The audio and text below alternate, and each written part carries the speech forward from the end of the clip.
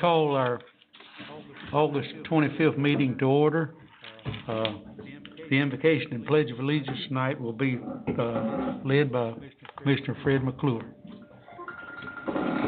Father, we thank you for today. We thank you for all the blessings that you have given to us as a county, as a people, as a state, and as a nation.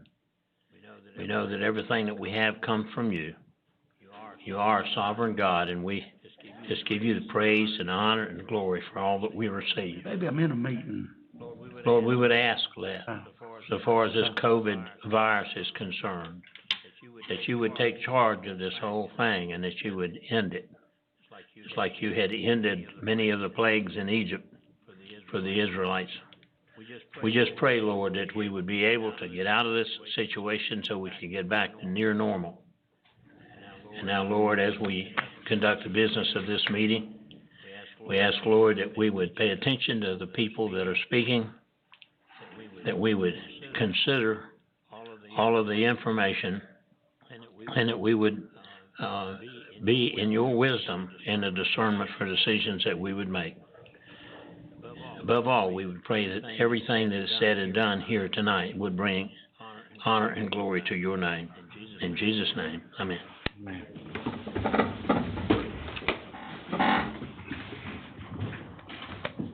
I pledge allegiance to the flag of the United States of America and to the republic for which it stands, one nation, under God, indivisible, with liberty and justice for all.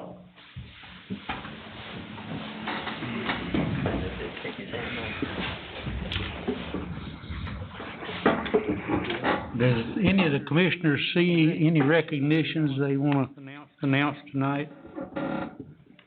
Mr. Vice Chairman, Yes, I'd like to recognize everybody that stood up for the Pledge of Allegiance. I appreciate that, so does my fellow veterans, and Okay. we appreciate that.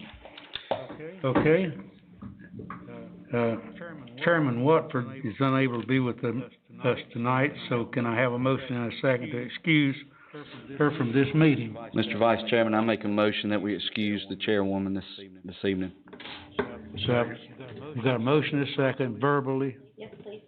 All in favor, say aye. Aye. Okay. Now, if anyone in here has not registered for the public address and still wants to speak at our public address and still got time to register, we'll have the public address shortly.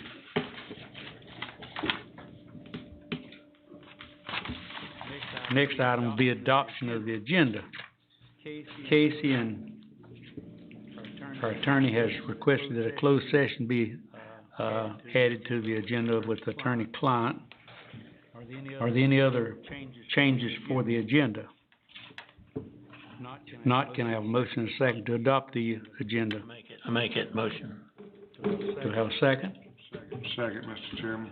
Okay. Cast your vote.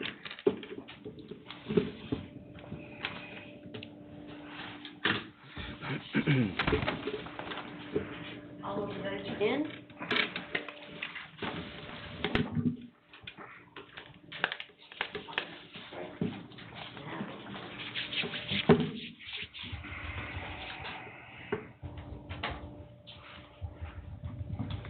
And that motion carries 6-0. Sorry. Okay.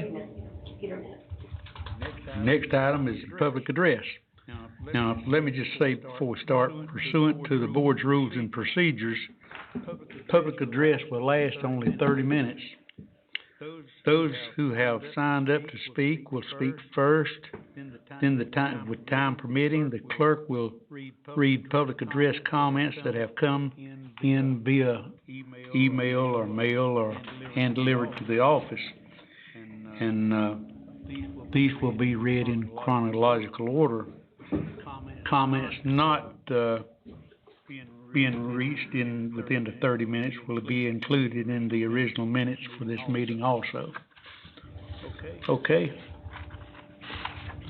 Now, do I have a list? Thank you. And Tim's gonna help get folks in. I think we've got some out in the common Okay. area. Thank you. All right, our first one, will be, Donald Deal. Mr. Deal, when you do, if you'll state your name as you start, so we'll. Yes, my name's Donald Deal. It said on the board you needed my address. Do I need to say that over this? I got it here. Okay. All right, I'm here to speak on the situation at the statue as it exists. And let me be clear, I have zero hate for any person in this room. I sat back and watched from a distance for a bit before I decided to come uptown to show my support for anyone. Once I arrived to show my support for the statue, I noticed very quickly a very sad truth. This situation is about as un-American as I've ever seen our beloved country.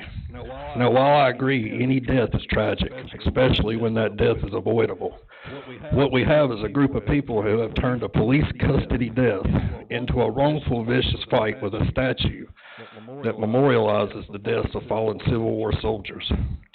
Now, where is the sense in that? Had they taken this fight to the corrupt police, even I could have walked with them lockstep over that. But instead, they have picked a fight with an inanimate object that has never hurt, oppressed, or displaced any person in this county. How brave of a man does it take to pick that fight?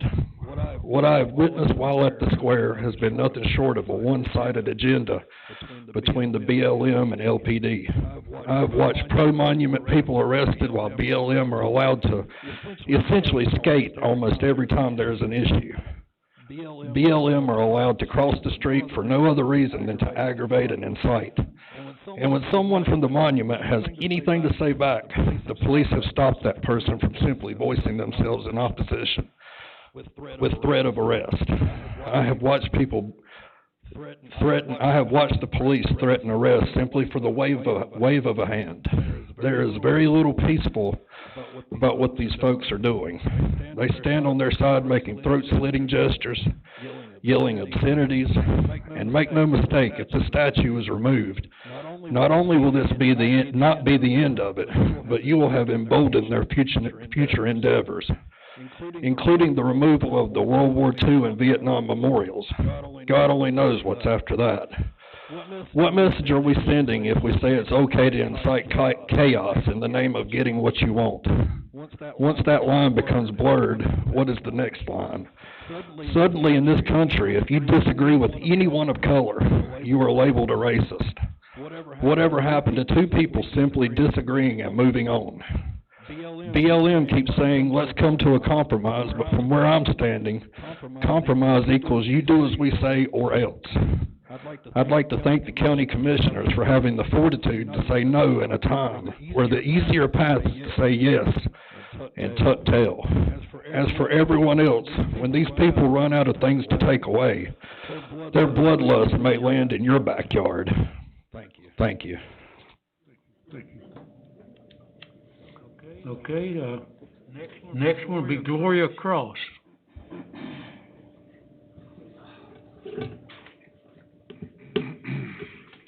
Good evening. Good evening. My name is Gloria Cross, and I'm a citizen of Davidson County. I would just like to make a request, if it at all possible, that maybe the time would be extended because we have so many participants that are willing to address the board this evening. I want to be just as short and sweet as I possibly can. I have just a question or two that I would like to ask you. And you know my concern is the statue. You know that my concern is that the statue represent white supremacists. I want us to realize that none of us are white. We are all people of color. You might say you're white, but this paper is. We're all people of color. But I want to ask you this question. How many of you, as a white citizen, would be happy to receive the same treatment as a black person? You wouldn't, would you? Well, why would you let it happen to me as a black citizen? that Confederate statue won't make America great. But your love for justice and equality will make all the difference in the world. Thank you. Thank you, Ms. Gross. Diana Davis.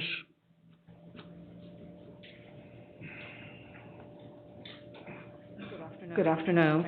Thank you for giving me the opportunity to speak. I'm going to title my read as Come Walk With Us. Now, this walk will not be easy. It will be demeaning, Ma'am. and by the time... Could you pull that mask down? I can't understand. Okay, I'm sorry. Okay. Come walk with us. Now, this walk will not be easy. It will be demeaning, and by the time you got to the end, you will be totally exhausted. Mentally, physically, emotionally, and yes, psychologically. I'm going to start the walk once we get off the ship in America, home of the free, but not for us. We walk to the market, no, not to shop. We have no money or anything of value except life given by God. But it will be stripped from some of us. The market is where our journey begins. We walked here to get bidded on by the highest white bidder. Yes, we found out that in America, you can buy another person, black, as property. Wow. Here families would be separated, never seeing one another again. Next stop, Master's house. There we would walk all day in tobacco, cotton, or farm fields. Those of us who passed certain tests became house niggers. There we walked around cleaning, sometimes on our knees, scrubbing floors. We washed walls, clothes, and yes, windows. We walked their children to school, but we were denied the privilege of learning to read. Then the terrible walk to whatever shack Master chose, to be raped, and sometimes that would turn into a beating. God, the secrets we had to live with and take to our graves. There was no birth control back then, so we bore Master's children. Lord help us. How do we not lose our minds on these walks? At some point, these walks turn into runs. Now we know that if we get caught, it's a death sentence. But because of all the torture, mental and physical abuse, death will look a whole lot better. Come run with us to freedom. Oh, you won't understand the run, just like some of you won't understand the walk. Because to understand our walk and run, you will have to have a heart and mind of God. So open your hearts. Yes, the statue is part of history. I get that. Please get this. That time in history was not good for my ancestors. And I don't want to be reminded of that time in history. Thank you. Thank you. Next will be Tyrone Terry.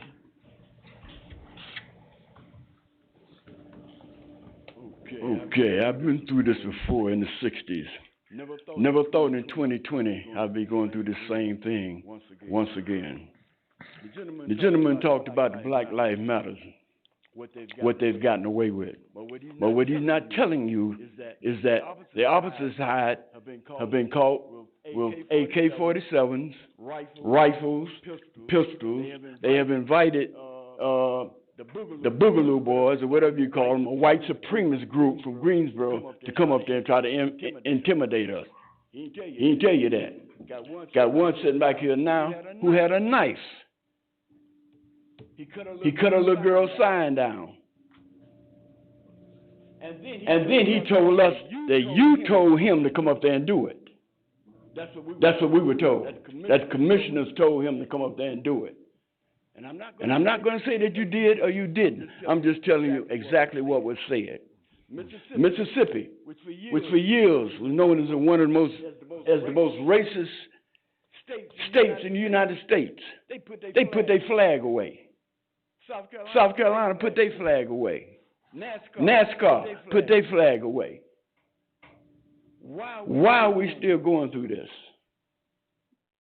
UNC, they did a study. University of North Carolina and Duke did a study, which I'm sure most of you have heard about. Well, Davidson County was the 10th most racist city in North Carolina. When is the embarrassment going to stop? Everyone wants to leave a legacy in life. What will yours be? Dividers or uniters? I would hope that it would be uniters. That statute causes a lot of problems for different people. Nobody's asking you to tear that statue down. We're just asking you to move it in an appropriate place where everybody could be happy. You said a prayer today. You blessed everybody when you came in. A lot of you, I went on your Facebook pages, and I've seen the things you said about loving people and forgiving people and doing the right thing. Well, I got 4 words. WWJD. What would Jesus do? What would Jesus do? Would he unite us, or would he continuously divide us this day? It's on you. It's going to be on your conscience, because at some point in time, things are going to change. And when they look back, they're going to look at each one of you. And that's what you're going to be judged by. I hope you make the right choice. Okay. Next will be LaQuisha Johnson. Did I pronounce that right? Good evening. My name is LaQuisha Johnson. I come before you to speak about the statute. I'm in a group where I'm not a part of BLM, so all that BLM, there is no BLM organization in Davidson County at all. There's a nonprofit organization called Unity for Change. That's the group I'm in. That's the group. Some of us is in here, and that's a lot of us that stand out there in that statue. We have tried to remain peaceful every day that we are out there. We have tried. The opposite side has been very violent. As Mr. Terry said, they've brought guns. They've, threatened us. They ride past people's houses. They follow us home. I was followed home Saturday. I have a family. I have not followed anybody home that's been on the opposite side. So therefore, I'm going to just let y'all know right now, as far as violence, the people that stand at that statue are very violent. Not all of them, but some of them are. But we're not asking for, like a lot of us have said, we're not asking for that statue to be tore down. We don't want to vandalize it. We are actually asking for it to just be put in a museum with the rest of history. My family on both sides, my mother and my father's side, was slaves. My family in Davidson County were slaves. I don't want to be reminded of my family being slaves every time I ride down Main Street. People say, look the other way. Why should I have to look the other way? What is the point in that? I don't want to have to be reminded. My kids shouldn't have to be reminded. Your kids shouldn't have to be reminded of the bad things that has happened. Slavery was not a good thing for people of color. No, y'all don't own slaves, but somebody's ancestors owned slaves, owned my people. That's very touching to me, to know that my family was in Davidson County and was beat or told to go out there and pick this cotton or I don't know if my family was fought in the war, but people of color fought in that war, and they were told fight to be free. Nobody wants to fight in a war that's slaves. They fought to be free. That statue don't represent me and my people. That statue don't represent my family. All we're asking is for that statue to be simply put in a museum with the rest of history. You got history in that museum. Why can't the statue go in there? Why can't the base part be put where they say it's a grave marker, a tombstone? Why can't it go with the graves of the people that fought for the war? That's where it belongs. It does not belong in the city for people to see it every day and remind us of something that was horrible to us. We sit here and we protest and we try to remain peaceful. We really try. But when you have people, threatening us and white supremacy groups coming in and calling us all type of racial slurs, what are we supposed to do? Take it every day? What is this, the 86th day now of a protest for something that we, the people, that y'all represent are supposed to be representing? That's all we're asking. Please, just put it in the museum. Put it on your agenda, please. Thank you.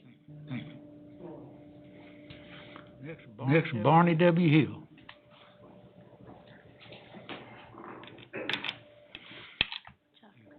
Fresh perspective.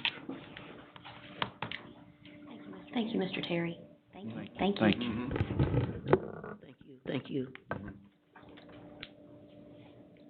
As to the matter at hand, I'm sick of symbolism.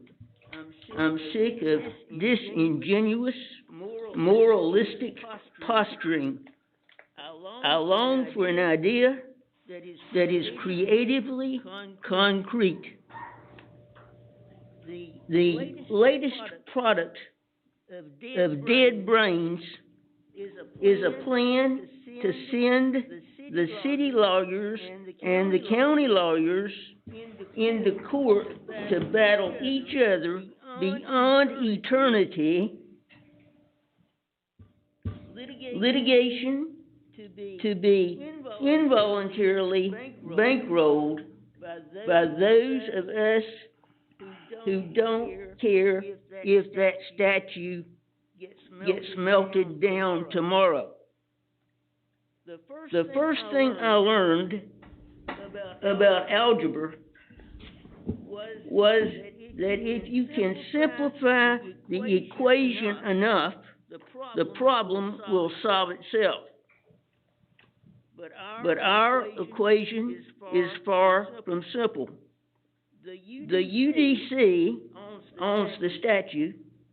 The Board of Commissioners owns the land beneath the statue, and the North Carolina General Assembly meddles incessantly in local affairs.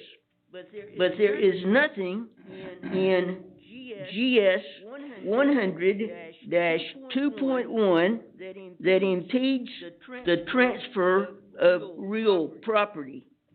That land beneath the statue, you ought to sign over to the city of Lexington. Then somebody can lock the mayor in a very small room with the UDC and the NAACP and let them sort this out. Also, the next time Uptown Lexington comes begging money for a project like that expensive signage several years ago, you can truthfully say, we already gave. I don't worship graven images. A man's legacy consists of the deeds he did, the words he spoke, and the words he wrote while he was still drawing breath. We do our heroes a disservice if we pickle them in formaldehyde or petrify them in metal or stone. My hero is Benjamin Merrill. His name appears on a memorial clustered with other memorials. 3 minutes, Mr. Hill. 3 minutes. Over. Mm-hmm. Yep. Thank you. Okay. Next is Rosa Terry.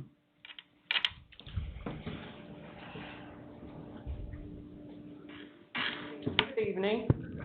Okay. My name is Rosa Terry. I appreciate this opportunity to stand before you all tonight. Statutes do not embody history. The erection of monuments are facts in history, not history itself. Like all monuments, Confederate statutes represent a moment of social census and political power.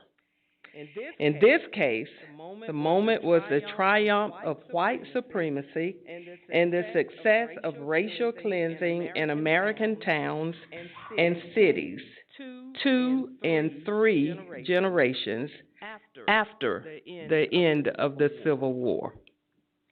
We hear so often that you can't change history. I agree. Can't change history, but we can rewrite history. And we can start right here today in Davidson County. Everyone knows that that statue was put up as a sign of white power, to let the colored race, as they said, the black race, the Negro race, stay in your place. That was what that erection of that statue was for. We hear people say that taking the statue down won't change anything. It won't change anyone's heart.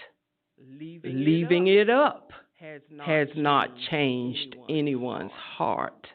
If it has done anything, it has made them more bold to stand and spew their racist language. You all yourselves came out of this building a week ago and heard it.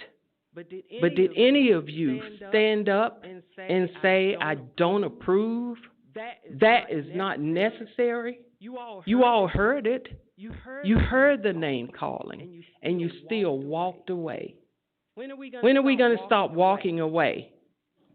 When? When are we going to be the men and women that God has called us to be? That we love to say that we are. It takes more than just posting on Facebook, oh, how I love Jesus. It takes more than just putting it in words. We have to be willing to live it every day. And if we're living those words of, oh, how I love Jesus, then we're not doing anything to try to mistreat our fellow man, to make them feel like less of a person. We would not be doing it if we, oh, how I love Jesus. Now, I hope I'm pronouncing this, it's Cedarin X. Did I pronounce that right? Sedadrin. Yes, sir. Okay. We've been protesting for 80 plus days. In the history books, it says that Martin Luther King Jr., he protested for 385 days. Mr. Terry, back in the 60s, he protested for 3 to 4 years. And like I said, we have been protesting for 80 plus days, and honestly, some of the people is getting sick and tired of being sick and tired. The statue, like everybody is saying right now, is a symbol of oppression. I got a question for all of y'all right now. Why do the oppressed people got to keep on being reminded of yesterday? That was yesterday. That was 1820, 1920, not 2020. 1968, 1958, 1998, and 1979. All dates was when the KKK came up there to the square and held their rallies around the Confederate statue. But some of y'all people would like to say that it's heritage, not hate. Well, I want to say this. That is a hateful heritage. That heritage did not love my people. What they want to do, they want to keep on raping and killing and stripping my peoples from their name and their language and their gods. I'm glad you here today instead of being outside hiding. But like I'm saying, and you, as a commissioner, why you had to come up here that one time with a gun right here on your leg like you Chris Tucker in Rush Hour? When will it stop? I got one more question. Is God happy with what y'all is doing? Because y'all just sitting back, letting innocent people get guns pointed on them, knives, getting called racial slurs, even the black community, the brown community, and the yellow community, and even the righteous white people that is out there protesting and supporting us. Y'all is not right. Y'all don't have the backbone. Y'all need to grow the backbone and remove the statue. by any means necessary. Do y'all want the people to do vandalism? Do y'all want the people to remove the statue by themselves? Do y'all? I hear crickets. Thank you. Thank you. Next one is Jamil, and I'm a, Jamal Taher Kelly. thank you. Good evening. Alexander Stevens, Vice President of the Confederate States, said the following in his famous Cornerstone Address. Our new government is founded upon exactly the opposite ideas. Its foundations are laid, its cornerstone rests, upon the great truth that the Negro is not equal to the white man, that slavery, subordination to the human race, is his natural and normal condition. This is what the Confederate soldier statue in Uptown Lexington represents. It's a symbol of oppression, division, and hatred. A symbol that each of you have chosen to support, and a history that each of you have chosen to embrace. While many of your constituents have been subjected to verbal attacks, many times consisting of racial slurs and threats of physical violence, our county commissioners, those who I stand before tonight, have refused to have thoughtful dialogue with those who support statue relocation. Instead, our county commissioners spend their time on social media, mocking and belittling their constituents who they disagree with. A few of the county commissioners I stand before tonight have used various Facebook groups to stoke the fires of hatred and racial division against supporters of statue relocation, and attempt to use these groups as a virtual plantation meant to keep our black community and those who support our black community in line. Our county commissioners have publicly made it known that they will 100% support our law enforcement. Yet each of you remains silent while pro-statue protesters turn against our City of Lexington police force. Many of these pro-statue protesters, due to their reckless behavior and refusal to comply with the law, have threatened our law enforcement officers and now accuse them of being in Mayor Newell Clark's back pocket. One can only assume that your silence is a show of support for these pro-statue protesters who are now publicly attacking our City of Lexington police force. Each of our county commissioners so far have chosen party loyalties over being public servants. What's taken place over the past 3 months in the City of Lexington isn't a black or white issue, and it isn't a Republican or Democrat issue. It's about basic decency. It's about understanding that a segment of your constituency, those who you were elected to serve, feel pain and anger every time they pass by that statue uptown. Are your political loyalties worth the pain that these individuals face daily? Pain that none of our county commissioners could possibly understand. And I don't say that because each of you are white. I say that because each of you have failed to genuinely listen to those who support statue relocation and why they do so. You have each individually failed to accept the history behind this statue, and you have each failed at this monumental moment to simply do the right thing. I sincerely hope that the City of Lexington, under Section 9-104 of the city's Code of Ordinances, enforces their right to remove this statue for the sake of public safety and because it's simply the right thing to do for our community at this important moment in our history. Okay. Next is Anna Hayes. Hello. On January 20th, 1902, leaders of the Lexington government, which were called the city commissioners at the time, made a motion and ordered that the Daughters of the Confederacy of Lexington be given permission to erect a Confederate monument in the public square of Lexington, and there be appropriated out of town treasury a sum not exceeding $200. This is from the minutes of the Lexington, in the Lexington government history. On November 22nd, 1904, the city commissioners ratified the appropriation of $200 to benefit the Confederate monument, and city tax dollars were issued for this purpose.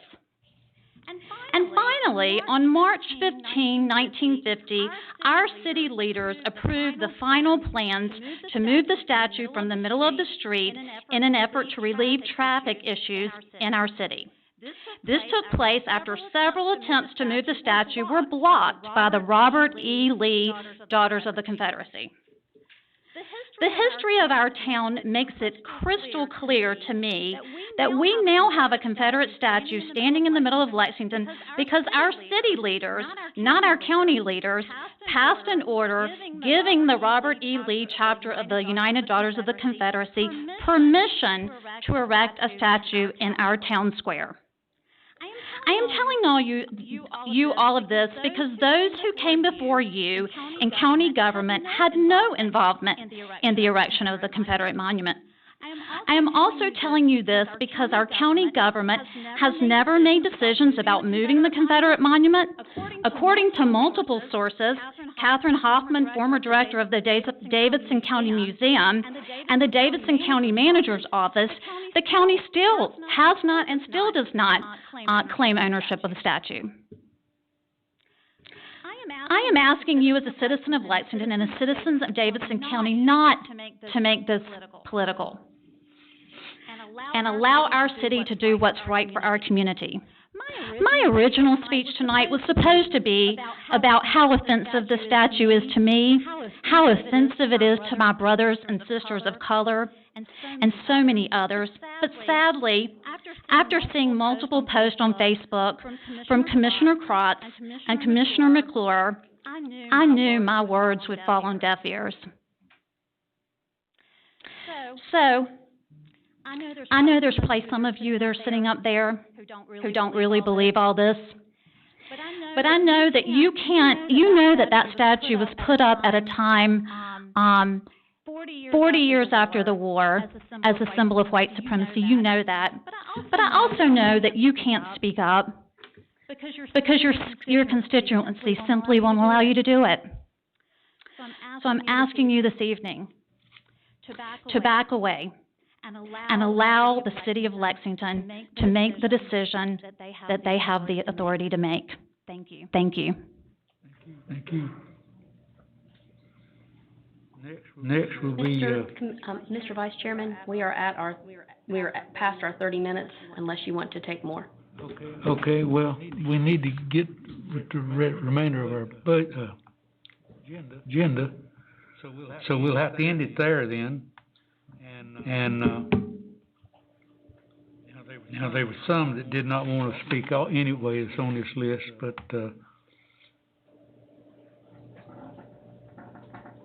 is it all right with everybody? Did we end it now then? Okay. So I hope the biggest part of you got to speak, and that will end our public address then for tonight.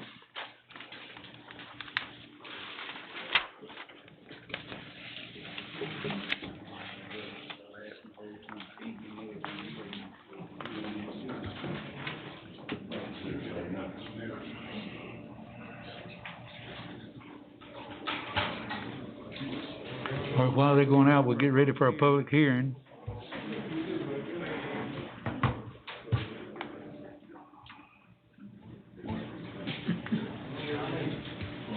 Vice Chairman, once we need to get Craig in here, he was out in the hall. Okay.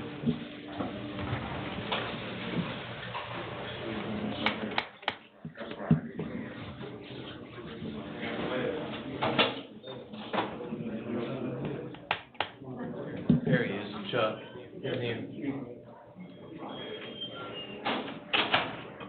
There we go. All right, we've got a public hearing, Project W, Economic Development Incentive Grant. So I'm going to declare the public hearing open at this time. And Craig, if you will, come forward and lead us off for us. He came in the back door when you were going out front door. Thank you. Commissioners, it's good to be before you again with some good news. Project W is a company here in Davidson County, multiple operations, and they are considering an expansion of their at one of their facilities that would bring 4.5 to 5.5, minimum 4.5, probably up to 5.5, depending on final construction costs, in capital investment to the county, and they are going to commit to hiring at least 15 new jobs. we would like, the EDC would like to recommend and request, that you, provide an incentive that would be .0027 of their investment, and that incentive would be paid each year for 5 years. The grant will not exceed $14,850 per year. How much, 14? $14,850 per year. Per year. Would be the max. What kind of investment? Right now, they don't have all their final construction numbers, but, it's gonna be between $4.5 million and $5.5 million. Fortunately for them, construction costs have gone down a little bit over the last couple of months. Okay. Okay, any more questions for Craig for the time being? How many employees did you say, Chris? They're gonna hire a minimum of 15. 15, yeah. Yep. Okay, there'll probably be something else. Thank you. Does anyone in the audience like to speak, for or against this, Craig, would you lower the speaker? proposal? Thank you. Thank you.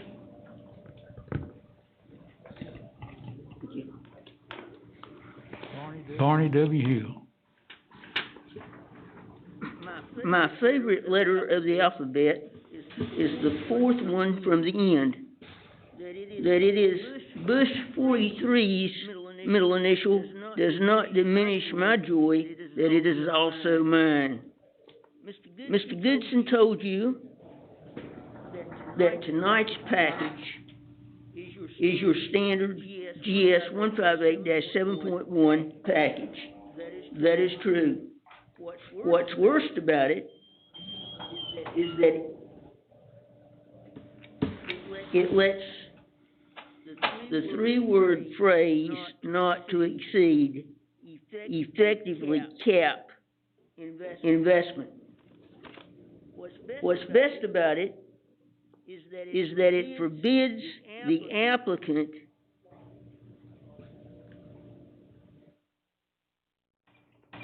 to disturb the contents of the wallet of any other taxpayer. That ought to be enough to stamp it approved.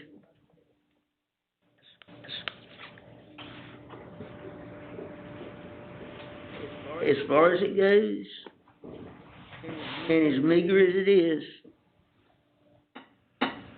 I support the request. Okay. Does anyone else in the audience like to speak for or against this, proposal?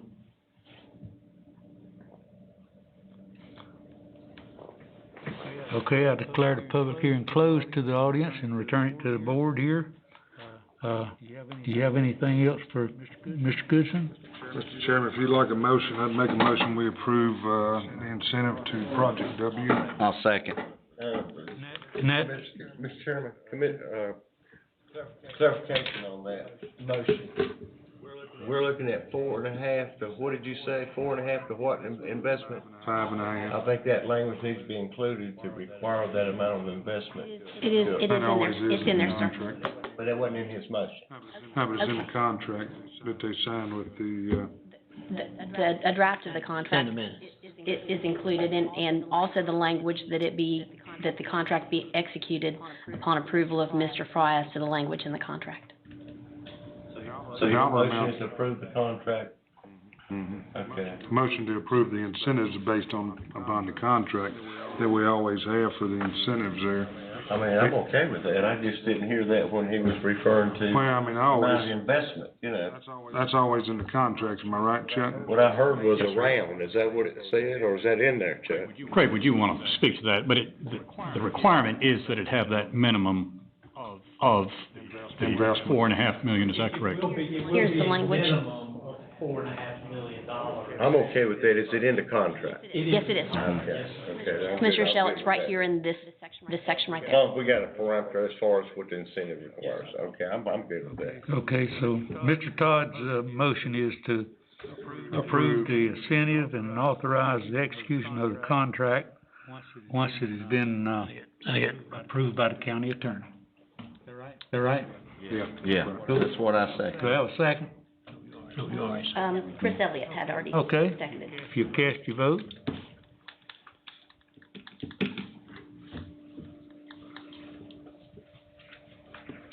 All of the votes are in. And that motion carries by a vote of 6-0. Okay. Thank you, sir. That ends our public hearings. Now we go to the consent agenda.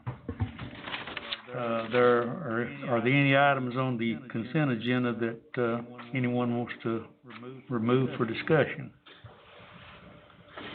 Not, can I have a motion? Mr. Vice Chairman, if none of the other commissioners have anything they'd like to remove, I'd like to make a motion that we accept the consent agenda as is.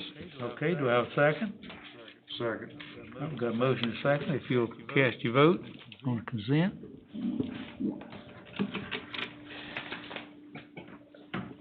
All of the votes are in. And that motion also carries by a vote of 6-0. Okay.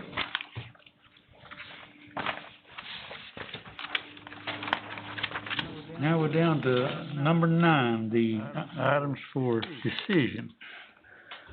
It's gonna be short, I think, but first item is a request for additional positions and reclassification for Register of Deeds.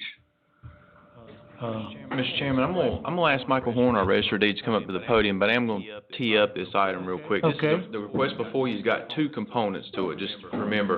A reclassification of an existing position, from a Deputy 1 to a Deputy 2. The new person coming in will be doing the workload equivalent to a 2, so the reclass is for that purpose. There's also an attached budget amendment for that to cover the cost, because around here, if you do a reclass off budget cycle, you gotta pay for the difference. So we always include that. The other piece is, additional position requests, based on staffing concerns that Mr. Horn has. I'm gonna let him touch on that for you all now. I just wanted to be clear, we got 2 pieces to this item, so. Okay, Mr. Horn?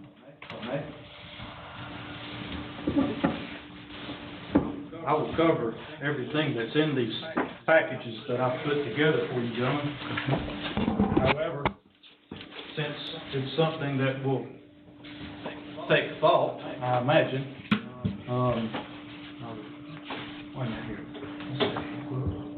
Thanks, sir. There's nothing different, it's just got your name. Okay.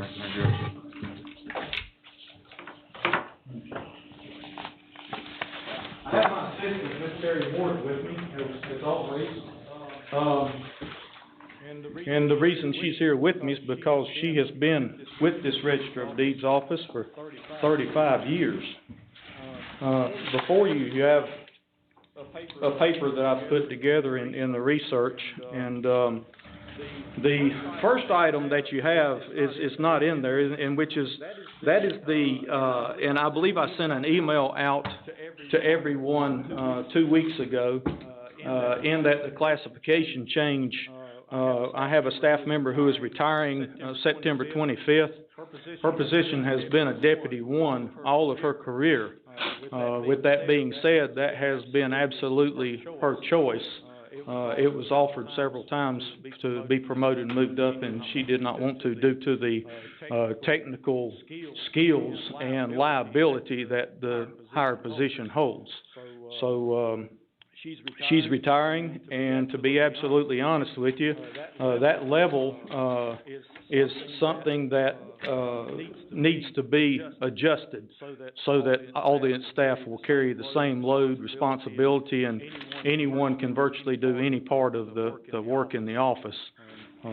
That's just about all I have to say on that. The way that I look at it is the current salary of that employee who's been here for 32 years versus the starting salary of an employee, and then you've got to take away, I think it's 20 months left on this particular cycle. So the long short of it is, in the end, when you come down to the nickels and pennies, the reclassification actually will save the county about $2,000. I understand from Mr. Smith and that you know it's you got to look at it in a different manner. But the way I look at it is a penny's a penny, whether it's in this budget or that budget. And the fact of the matter is that the starting pay for a Deputy 2 is quite a bit below, the salary of which that this person is currently at due to 32 years of service. So I respectfully request that, consideration be given to changing, reclassifying that position to a Deputy 2 from a Deputy 1. Also, one thing that I was asking is that, due to the shortage of staff that we have now, that's another reason why I'm here tonight, I would like to, find and hire someone so that they could be trained at least 2 weeks, before, Ms. Mobley retires. So that's something that would have to happen like really fast. But And it's already factored in your budget, the upgrade to that reclassification of that position, there's no added expense, you're already factored in that, aren't you? I'm sorry, sir. The salary that would be adjusted for Yes, sir. level 2 is Yes, sir. already factored in. It's already That's factored in, not and if you, at the end of the year, when it's all said and done, it would actually save the county right at $2,000, and moving forward, of course, the person would be at a lower salary. So, currently, the Register of Deeds, salary budget is still below what it's been in years past. It's because I've had to hire so many new people, they're starting out at the base salaries, so all the salaries of the people retiring, we're actually under what the budget has, the pay budget's been, salary, allotment for past several years.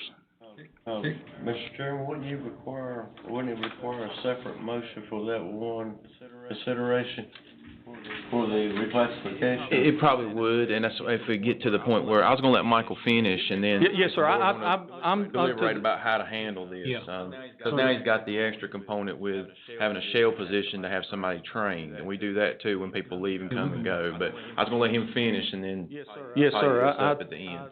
It probably is going to. Two issues be confused. Right, and that's why I got them separated on the item, but I can get them pulled back apart here when I let him finish. Why are we involved in the reclassifications unless it's a future impact on the budget? Is that You guys do all reclassifications. I know, but I'm saying, is this because there's a potential for future impact? Well, I can't change the classification of a job, period, in Davidson County, so I can't do that at staff level.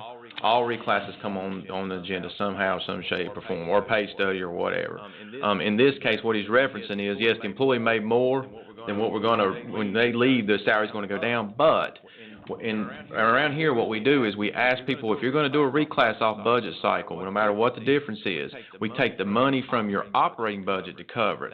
That's a rule that we have. I can't violate it here, I can't violate, because if I do that, then I have folks using the famous, lapse salaries will cover it. The problem with that is, I look at lapse salaries like insurance, a big pool of money, and I don't have as much lapse salaries as I used to have years ago. Whereas the departments look at it just at their department level. They're not seeing the bigger picture. The second piece is, this employee that's leaving is going to have to get paid out for their vacation time, so some of that difference is going to get eaten. I probably will get $2,000, but it'll be a year from now. So when they approve the reclassification, they've got to submit a budget transfer to cover it. Lillian had one on this evening's agenda as well, to cover it from adjusting for stated positions. Same thing. You have to have it, and that's just a rule we've lived by. Because if not, you got folks wanting reclasses, but saying that lapse salaries is going to cover it. Well, in my head, I know how much lapse salaries is in the whole county. It won't cover all the land, sea, and air requests, if that makes sense. So that's the reason why it's like that.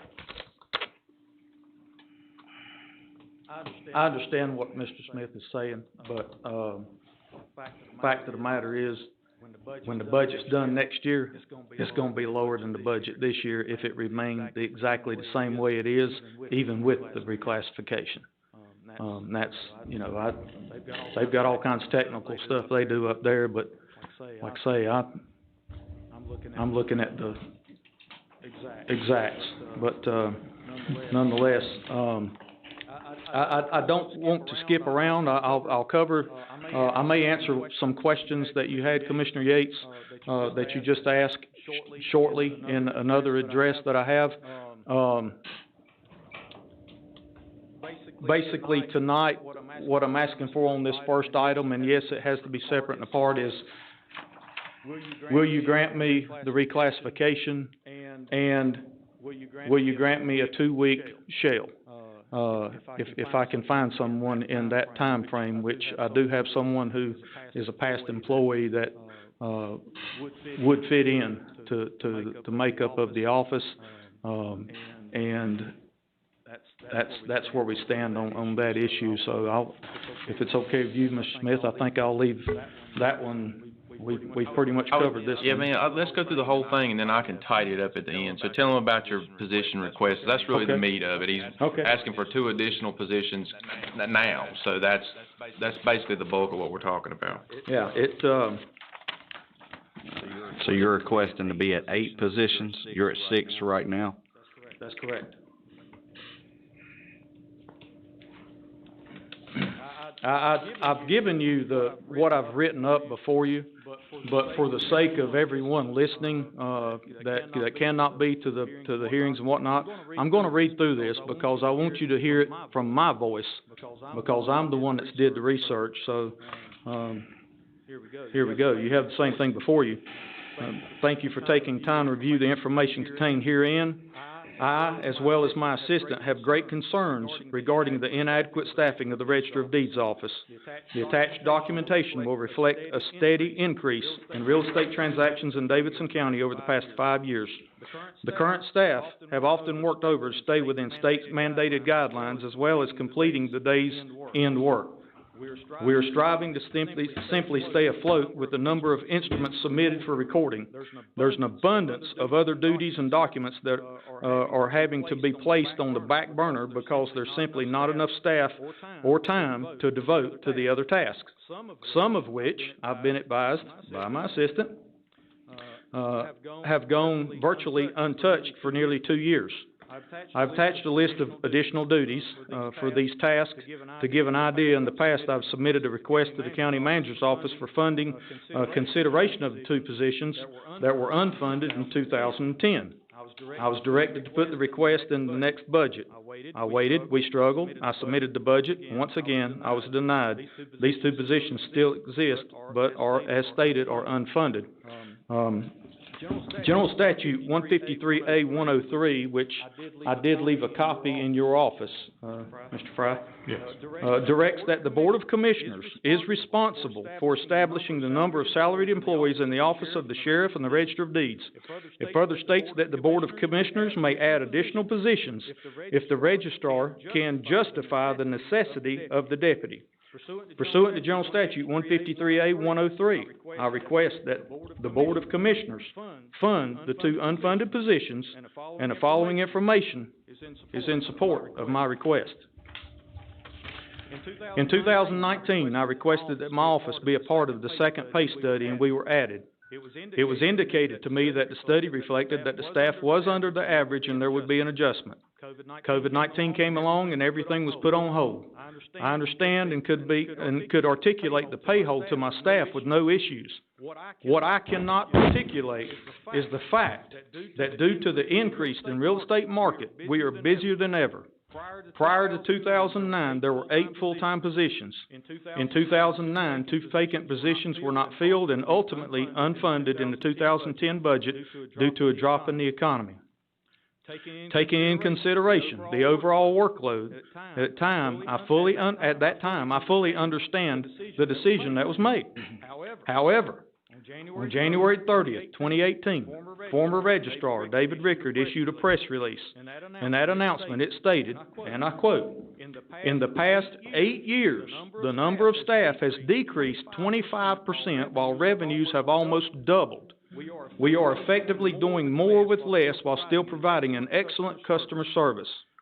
Rickard said in the release, in 2017, the Register of Deeds office generated a record operating surplus of over $1.5 million. End of quote. Lexington Dispatch. Gentlemen, the 25% staff decrease mentioned in the quote is the two unfunded positions. Also, the increase in revenues almost doubled indicates that the work is almost doubled as well. My staff are steadily growing weary, and those who can retire are choosing to retire due to the staffing shortage. One stated, Michael, I'm sorry, I'm just tired and we need help.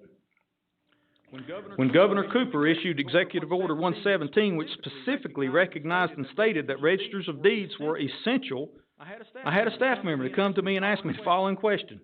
If we're so essential to society that the governor would specifically identify our office, then why doesn't the county give us some help?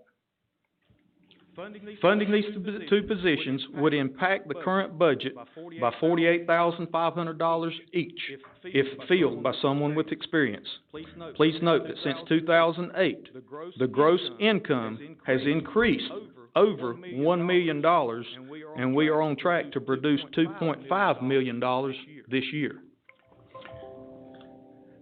Following that is a list of the gross revenue the Register of Deeds has generated in the year range indicated starting back at 2014. I'm not going to go over it. It's before you, but you can clearly see that the numbers are climbing. In June of 2019, I researched and found that there are 6 other counties that have a population within 30,000 plus or minus of Davidson County. I personally contacted each registrar's office and asked the following questions. The number of staff positions, not including the register, the starting salary of a deputy, the number of hospitals in the county. The number of hospitals will assist in understanding the number of vitals received. The staff positions column indicates full-time and part-time positions. And my findings are as follows on the next page. Now, there's an email that I have from Matt, what was Matt's last name? Your assistant. Sutter. Matt Sutter. But it's in your findings, and basically he found that yes, you know, compared, you're understaffed. I mean that was from the own county manager's office. But when you compare to different counties, bigger counties, Cabarrus counties, and Mr. Smith asked, you know, he'll know what counties to compare to. All I'm saying is what the population is, plus or minus, and what's all around us. But nonetheless, you take Iredell County, they have a population of 164,517. They've got 8 staff members and 3 part-time members. Their starting salary average is $30,500. However, the number of hospitals they have is 3. Well, if you ask yourself, what does it matter how many hospitals somebody has? People go to hospitals to have babies, they go to hospitals and they die. So the number of hospitals in a county gives you an indication of the workload that you should expect as far as births and deaths. Mr. Horn. Yes. You have on this document that the 2 positions you're requesting, you have a dollar amount of $48,500 each. I would say that's probably above midpoint, because on the other document where you're saying the starting salary is $28,000. Right, but so are you saying you don't want people coming in at the starting salary? No, that's what that number is. That's insurance. That's the whole. That's what the cost would be to the county. At the start. I mean, I would love to start my folks out way better. I won't give you a number on that, but I'm waiting to see what happens on the pay study. I understand that some things are supposed to happen on that if, you know, God smiles on this nation and we get over this COVID situation and we can get back to normal. But, you know, this is the number I gave you is the total cost, longevity. What I did was I went into the budget worksheet and I put in the numbers and it calculated it for me. So, if it's out in left field somewhere or another, then we got a problem there with the budget worksheet. So I guess what I'm asking is to get somebody with experience, you can get that starting at the bottom? Well, actually, The starting salary right now for a deputy two is 29 and some change. I don't have it before me, I didn't print that. Typically, if I find someone with experience in college with all the points and everything, they'll be just under 32 starting. With all, and that's the point, gentlemen. It's not the time right now to do it, but I'm just telling you, with the technical knowledge and skills that you have to have that we were required by law, I'm sorry, they deserve way more, period. But Thank you, I sir. don't want to get off on that boat. But I'm at the board's mercy. I'm at the county's mercy as far as trying to get the staff I need to give the citizens what they deserve. That way, we're not behind on things. We can continue. You know, what you've got to understand, and I want to continue on reading this, but what you've got to understand, gentlemen, is when we do something at the Register of Deeds, it is forever. Forever. It has to be right. Every single page that comes in on a document has to be viewed by these ladies. They have to be able to take those documents and disseminate as to what they are, what you're supposed to do with them, what the cost is, and what makes them legal, what makes them binding. Then they've got to type it all in a computer. It's just, we're not just dropping paperwork in a scanner and scanning it and okay, it's saved. It doesn't work that way. Every single document has to be typed out. So yes, we're very busy. It's stressful. Have we had this problem for years and years or something? Yeah. The thing about Rickard it, must have been doing a good job. He never did come here and say anything about it then. That's exactly right, but he did in his paper. We're doing double the work with half Are the you staff. doing, I mean, is it that much difference now? It's harder now. It's harder now? What made it harder now? I think the technology made it harder, and everybody wants it yesterday, and it's harder. It's faster, it's harder, and you're still human trying to keep up with the technology. You know, you gentlemen, you've got to understand, and I'm glad, Ms. True, you brought that up, because the Register of Deeds office is not a factory. Period. It's not a factory. It has to be run like a business, but it ain't a factory. And there were 8 positions when he took office. And whenever the times got bad, 2 people left. He didn't fund them. Inevitably, they got unfunded, saving the county money. I saved the county money. I can stand here and say how much money I saved the county. The new computer software that we just went with saved $11,000, and it's way more than what we had before. As far as the technology, it's way better big bang for the buck. You know, the fact of the matter is, as the Register of Deeds, I am ultimately responsible for the safekeeping and proper documentation of the history of Davidson County. And my staff, they are awesome. But I'm not a slave driver. I know you heard enough earlier about slave. I am not a slave driver. They work extremely hard. But I have invited every single one of the commissioners to come to my office to see what we do. Commissioner Krotz, Commissioner Shell, Commissioner Elliott, and Commissioner McClure did stop in. I understand on Commissioner Yates, we met and had lunch. I have begged Commissioner Watford to come down. Ain't happening.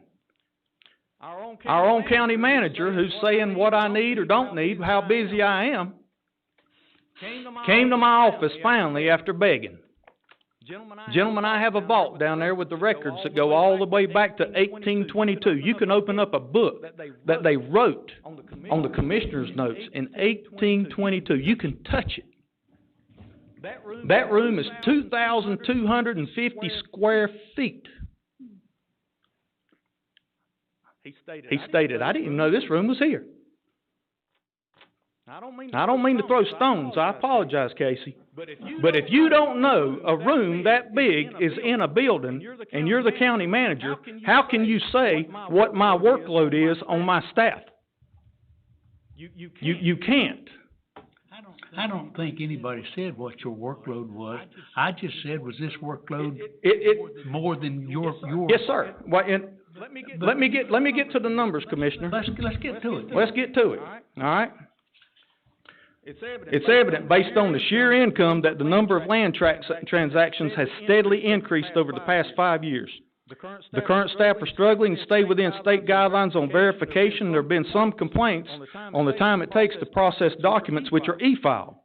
In order to avoid frequent overtime and recording shutoff time was changed effective August 1st, 2020, which is the last time I was before you. Recording time was set to cut off at 4:30. I was informed that the former registrar realized the same issue, but reluctantly, as a customer service, because this lady right here told him, David, you don't want to do that. It'll make the attorneys mad. We'll work. We'll do whatever we got to do. Don't change that cutoff time. Okay?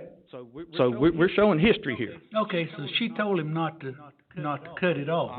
All right. Did she tell you to not cut it off? Yes, sir, she did.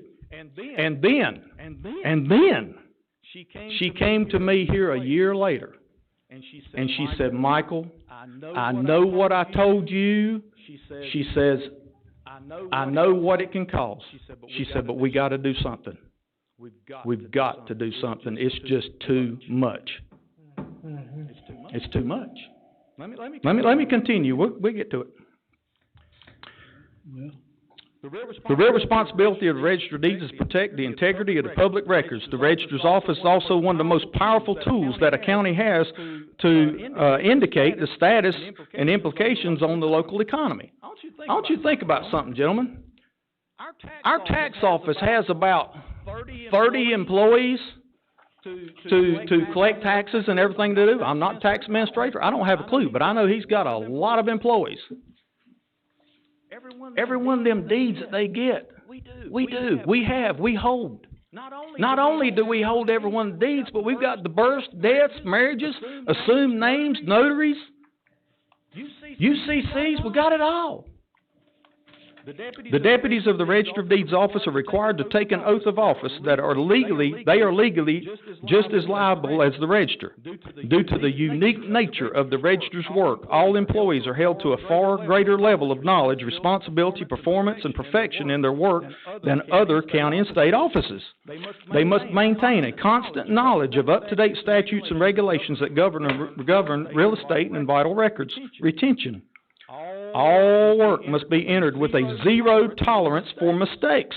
If they make a mistake, gentlemen, it's like a black eye. It's not good. Period. Because it can bring a lawsuit to this county if they do it wrong, and you're doing a real estate search, and Mr. Fry can tell you. If it messes up, this county could be sued, and you won't have a leg to stand on. When a document is recorded at the Register of Deeds, it becomes part of history.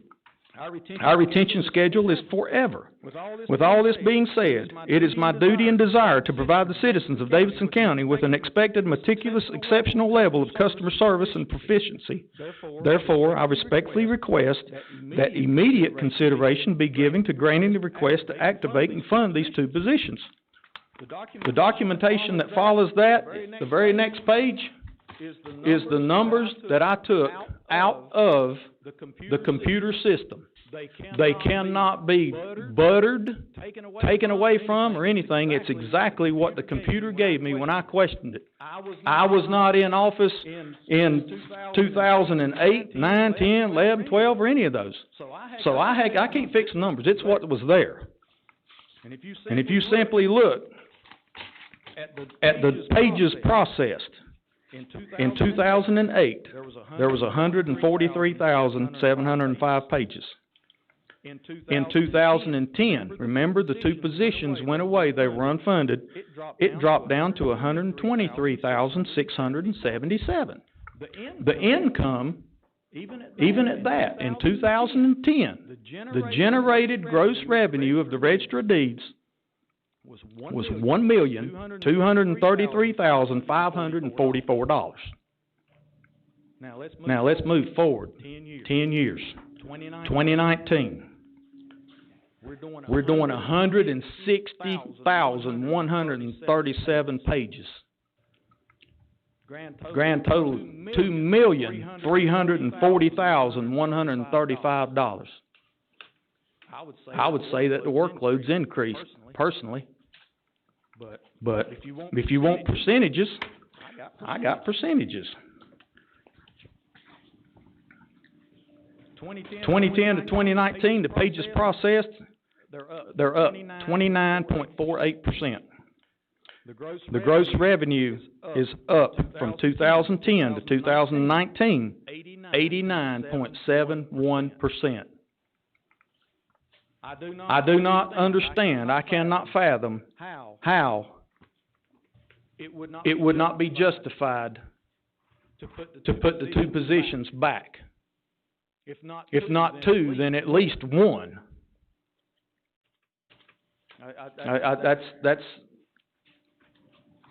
I'm going to tenure my any questions you have right now, but I'm going to leave it up to my assistant, who's been here for 35 years, to answer any questions you might have, present or past. Mr. Horn, I keep hearing you say about how many years she's been with the county. Yes, sir. Please stop before people start looking at us for child labor violations. 'Cause she doesn't look like she's been here 35 years. You know, I pick on her all the time. I tell her that, you know, when I was growing up, when I was a little kid, they had the TV show Underdog. And she looks just like the Polly Pureheart that was Underdog's girlfriend there, the news reporter. But Terry, I will make mention, all of my staff, with the exception of Miss Mobley, who's retiring, were planning to be here tonight, and we received word that it wasn't, what's the word? It wasn't recommended that they come due to other things that were going on, and I'm just so thankful that everyone who's been here tonight seriously has voiced their opinions and everything that they believe in, and they've done it in a civil way, and that just speaks volumes for everyone who has done that.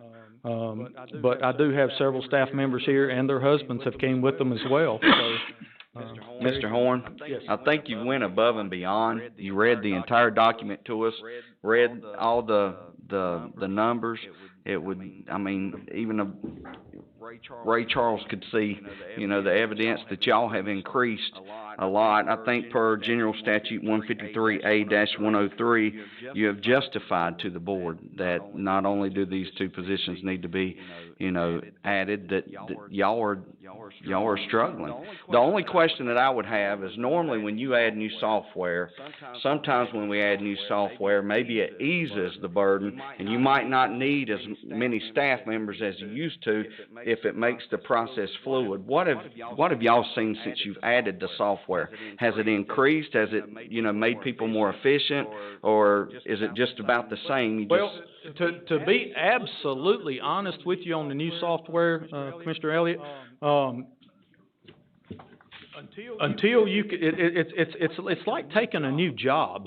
And I'll say this: when I became a licensed and theft inspector in law enforcement, I'd been in law enforcement for 20 years. And my goodness, when I went to the academy, I thought I was dumber than a box of rocks, because all of the different laws and things there were. And with that being said, we've gone to a completely new revamped system. And, you know, when you've got someone who's been working with the old system since 2007 or something like that, I mean, it's difficult to navigate, but we're getting used to it. We're getting better. I've set apart some desks for verifying and whatnot. And gentlemen, that's why it's so important, seriously, that you come to the office. Let me show you what we do, or how we do, or why we do. You know, the setting aside everything, there's a list in there in your packet, and please look through that packet. But there's a list of things that aren't getting done. Now, are we held by law to do it or anything? No. But to be a good registrar's office, to give the citizens what they need, yes, that's what we need to do. And you know, going back, Commissioner Trull, the former register, Mr. Rickard, he wasn't able to get all this done either.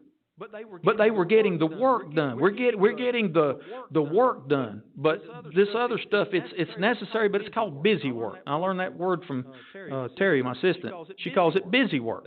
That's things that if we were to ever get slow, per se, there's enough busy work there to do that at least one person would be busy for 2 years, every day for 2 years, just trying to do back index.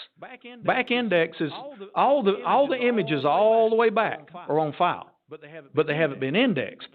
So the only way you can find those images is if you know the book and page. Once we get somebody to back index them, then the person looking for it or trying to go back, they can put in their names and they can find what they're looking for from way back when. And I'm just, you know, I know what the opinion is of why was it not in the past or whatever. My name is Michael Horn. I am the Register of Deeds of Davidson County. I cannot answer for what anybody in the past done, and I don't try. But I do understand that when those positions were not filled, when they were unfunded, I absolutely understand why. I don't have a problem with it whatsoever. But business has picked up. And so is the work. And in order to continue to provide the service that we have grown used to over the years, to get back on track, to get back to that level of perfection, we need more help. Let me ask you this, Casey. Can we not reclassify this first position that he wanted reclassified and get this on a Thursday morning informational meeting and let staff look over the information that he's supplied us here? This information was supplied a week ago to their office. Well, but I hadn't heard our staff's recommendation on the other part of this. I mean, am I hearing that next? We took a look at the workload, like he said, about a year ago. Now, what Matthew didn't do was account for offices doing passports. Some offices do. And so I kind of pulled that out and made it apples to apples. When I did it, I just took marriages, deaths, births, and revenue growth as a proxy for deed transactions. Looked at other counties, added their staff. I took 7 staff. They have 7 positions, not 6, counting Michael. And then took all of the other 7 authorized positions for the other counties I looked at. And I only pulled a few. Stuff, you know, typical ones we always look at. Cabarrus, Catawba, Alamance. And when I did that and just take the total amount of people and divide by the total amount of work, it's like taking, and again, it's not to say that encompasses everything the Register of Deeds does, because it doesn't. But when you do that, and you do it like for patrol deputies, you can do the same thing. You take the total number of staff, divide it by the number of widgets. You have a workload per staff person. When I do that and I look at those indicator areas, marriage, deaths, births, I don't see what he sees. But again, I'm not saying that encompasses every transaction they do and every piece of the work they do up there. But we're about middle of the road. And that was a conversation I had with him about a year ago. And I told him that. Now, we agreed to disagree, but that's okay. But I told him, these numbers go up, I'll be more than glad to come to you all for more staff. But until I see those numbers, middle of the road is not when I come to y'all for more staff. I don't come to y'all and say, you know, they're sheriff's deputies, we're kind of, you know, we got needs in sheriff's deputies, EMTs, social workers. I don't put this ahead of those. And I know we're behind in some of those areas. When I presented budgets to you all and I put graphs on the screen, it's because it's dire straits. And you've seen some of those numbers in the past, you know, when it's social workers or it's LEOs and we're behind, EMTs, and we've done those kinds of things. So it's, you know, again, I looked at the numbers, I shared them with him about a year ago, told him what my position was. So really, I told him a year ago what I thought of this. But that's why we're here tonight. You know, he wanted to come to you all directly, and that's fine. But if I see those indicator numbers move up, then for sure, it'll be treated just the same as any other department I have when I see workload issues. I'm gonna have to put it in the budget and request it. If I may, gentlemen, Mr. Fry, will you clarify as to why I am before the Board of Commissioners with this request, please, sir? Oh, I think you may have spoken to that earlier. I just wanna hear it come from you, you're the lawyer. The register of deeds made reference to the statutory, requirement that the number of employees in the offices of the sheriff and the register of deeds, is established by the Board of Commissioners, and it's subject to certain limitations. That's not really remarkable, inasmuch as the board establishes positions throughout county government. I think the only reason it's spoken to in the statute at all is because of the relative independence that those two positions have. Elected officials. Yes, sir. If you'd excuse me for a moment, I'm gonna somebody's fix gotta up shut that blinds here. blind. Yes, sir. Thank you. Casey, when we talk about we got two parts on the reclassifications, what is your? That I do recommend, because when we recommend hires that? in, you're going to get that person doing a level 2 work or deputy 2 work, that needs to be classified as such.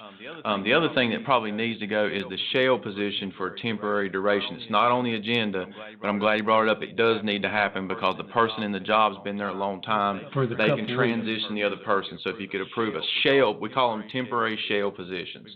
We've done them in the past when we've had transitions But before. it's about 2 weeks. Yeah, I mean, I would even make it to the duration of, maybe to the end of September or something like that. But as long as that person gets enough time to get hired and get brought on, and this person with a lot of tenure is able to show them what to do. Those two pieces are probably a lot more critical. But the additional staff, again, it is what it is here in terms of him asking, so. Here's what I'd like to see right now. We usually do this on a Thursday morning meeting, from my recollection, if we're gonna do something like this. To approve the reclassification, approve the shell position, 2-week shelter, and appoint staff to do some more research on this, and get with some counties and see how many pages they're doing, and, kind of fine tune this and bring it back to us on a Thursday morning, where we can see, dig into this and dig into some other counties and see exactly what they're getting done. I'm hearing conflicting stories here. I'm hearing him say they got more people. The numbers, Commissioner, forgive me for interrupting, but the numbers that I have on my sheets does not include the registrar. Well, I see some of them that does, on your sheet. On the... In other counties, I see some of them, it looks like it includes the register, if I'm not mistaken. But again, we can clarify all that on the Thursday morning meeting. They can dig into that. They can see what other folks has got. They can see how many pages. What sticks out in my mind is pages.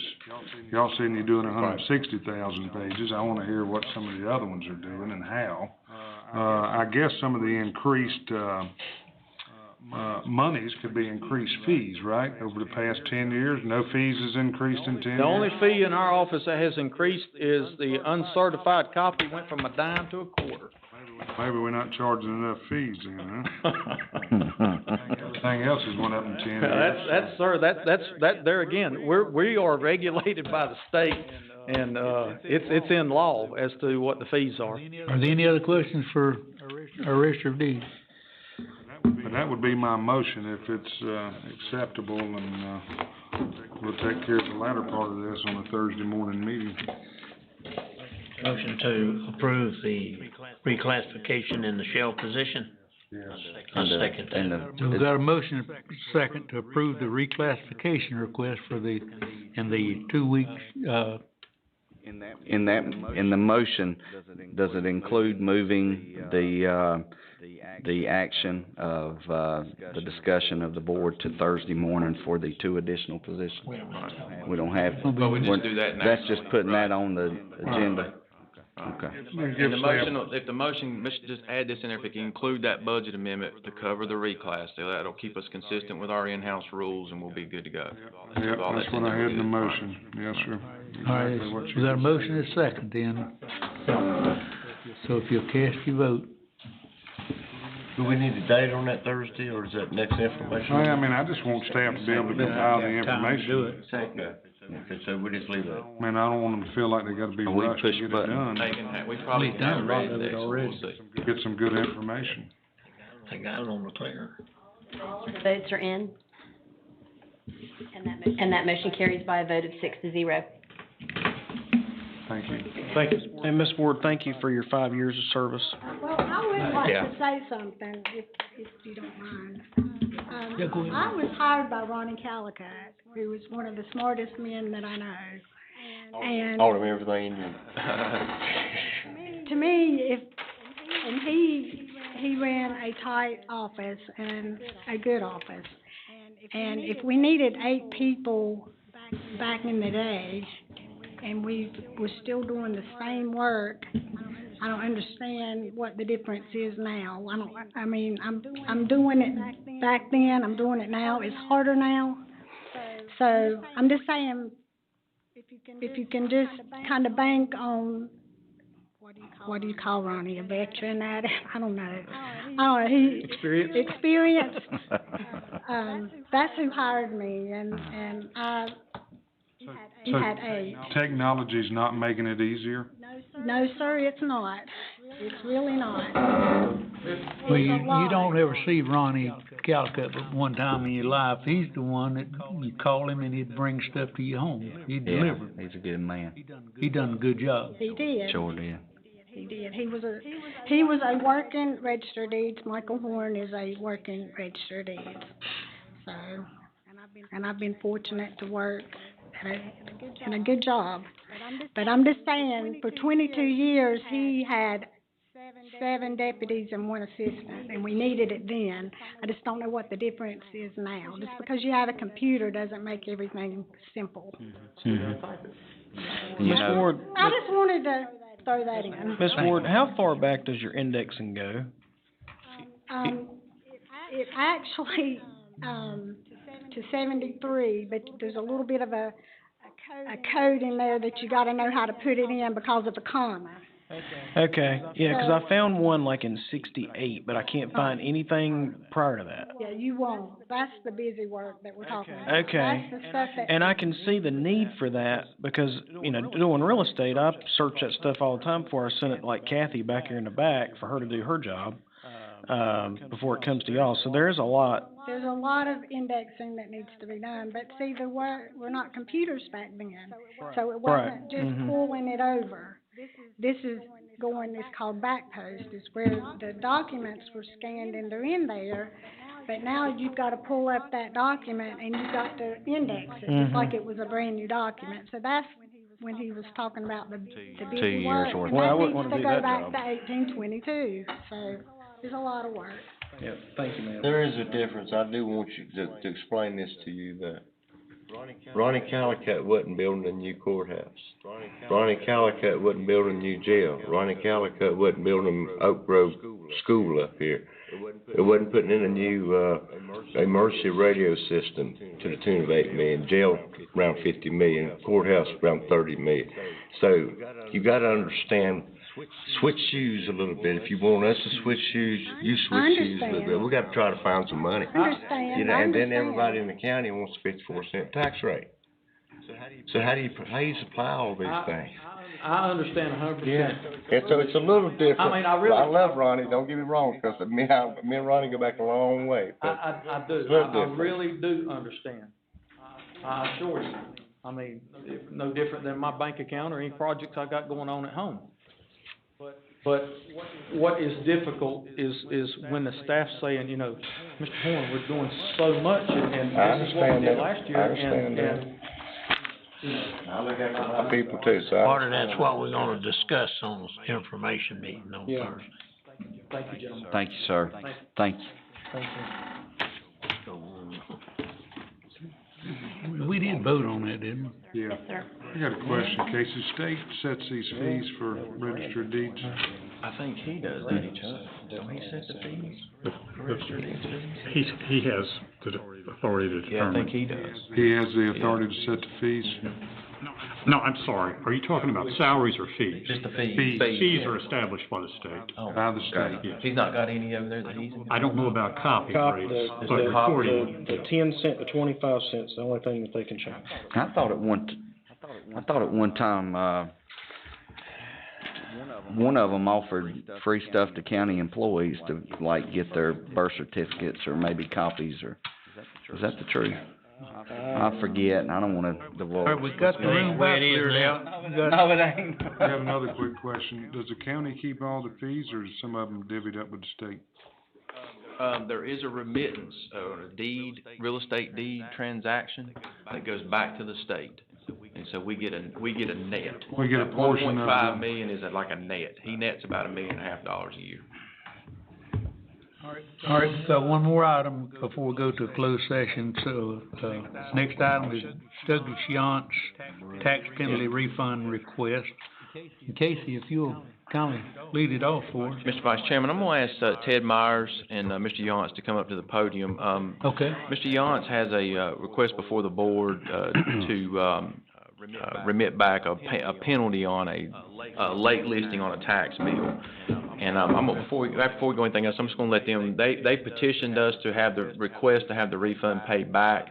The taxes have been paid, but this is the the penalty refund. Okay. So, it's for $2,656.95. But I'm gonna ask Ted and, Mr. Yantz to, tell you more about it. If I may, I got, you guys look at it. Now, are you Mr. Yantz, or are you Mr. Ted Myers? Okay. I'm sorry. Thank you, Ted. Thank you. I'll explain what all this is. You get most of it. Yes, sir. All right. So, first of all, I'd like to thank you for taking the time to hear us tonight. My name's Ted Myers. I'm a CPA here in town and have been for over 20 years, been in practice for almost 30. What you're looking at here is, on January 29th, we requested for extension for all of these companies listed on page 1 and 2. You'll see Y & Y Hardwoods LLC listed on the second page there. Was communicated to me the other day that the extension was not granted. Don't know why it wasn't granted. I've never had an extension not granted when it was requested for timely. What concerns me with this more than anything is if Mr. Yantz's extensions weren't granted, then I'm concerned about the others as well. The page 3, you'll see the tax list or the tax notice that he received and paid prior to the January 31st deadline. His secretary paid this bill, not realizing there was a penalty attached, and then when it became knowledge to Mr. Yantz, he inquired of me, what could we do to see if we could get those funds returned to him and why they were imposed to begin with. The next page is the prior year's 2019's listing or bill for the same assets. The page after that is another company that he has, Y & Y Investment Properties, for 2019, and another parcel of land behind that one for 2019. The reason why I'm showing you the 2019 tax notices for those two is for two reasons. You'll see that the address 626 John Young Road is listed for those properties for the mailing address. He hasn't been at 626 John Young Road for some time now. Two and a half, 3 years? 3 years. Also, he has yet to receive the 2020 tax notice for these two parcels of land yet. He has been in discussion with Casey. He called today. He is still yet to receive his bill, which is now after the July 31st deadline. You got them this afternoon, correct me then. but he will not be entitled to pay the amount that was due by July 31st because of that clerical error that has the wrong address on it. The page after that shows the listing that we filled out in my office that was mailed in. Typically, this is due January 31st. Again, we requested the extension that apparently didn't get placed on his account. That ordinarily would have been due by March 15th. You will notice on the last page is the date that this was signed and mailed in, or signed and sent in, 4/27/2020. Yes, that's after the extension. However, on that same day, the county tax office called my office and requested this because they had not received it yet. So I called Doug. Doug says that he had not received the listing. So I called the county back, and the county faxed me this very page. Okay? I filled it out and sent it back the same day. There are no changes from the prior year. Okay, so this generated the tax bill that you saw on page 3. It got paid. It got paid timely with the penalty. Mistakes happen. I don't know if they were created by the Postal Service. I don't know if they were created by the tax office. Mr. Yance never received his listing. So for those reasons, we're requesting the refund of the $2,500 and some odd dollars, $2,656.95. Mr. Yance, where did you get your tax bill at today? I've got it via email. Email? So you still hadn't received the mail copy? No, what prompted me to start that process was, me and my wife, which is my secretary, had said that I don't have, any tax bill on the two parcels, the other two parcels, which are the two parcels of land. What we're referring to is, was filed late, was the property listing, I guess. So, in that, going through the bills and seeing that we had, what we had not received, I called the tax office. And as I was reading off, I got this tax bill, but I didn't get these other two. And lo and behold, I saw the penalty, and a lot of things went through my mind that weren't too pleasant. That's how I recognized that those other two parts had not. I mean, how I recognized that the penalty had been assessed. So to give you gentlemen an idea of what properties these are, Mr. Yance purchased the old Thomasville lumberyard where the Thomasville Furniture has their T-sheds, and now he owns it for his lumber business that he moved from Liberty to Davidson County. He's plowed in close to $3 million into this county, and is plowing more in as time goes by. He's already increased his assets this year, that'll be reported on next year's listing. So there's plenty of money that's gonna be paid. I understand, the county's position, however, we just feel like the penalty is unfair and requesting the refund to be made. Mr. Chairman, if you're ready. Yeah, Mr. I make a motion that we refund this gentleman his, the sum of $2,656.95. Mr. Cross, if I may, attached in the item, there's formal law language. Chuck, help me out here if I get out of whack with this. There's two resolutions attached, one for approval, one for deny. I would be respectfully asking to approve one of those resolutions. Okay. It's a response back. The law says we owe Mr. Yance a response back. One other quick thing I just want to point out, one of the attachments in the email is the copy of the bills for 2018, 19, and 2020.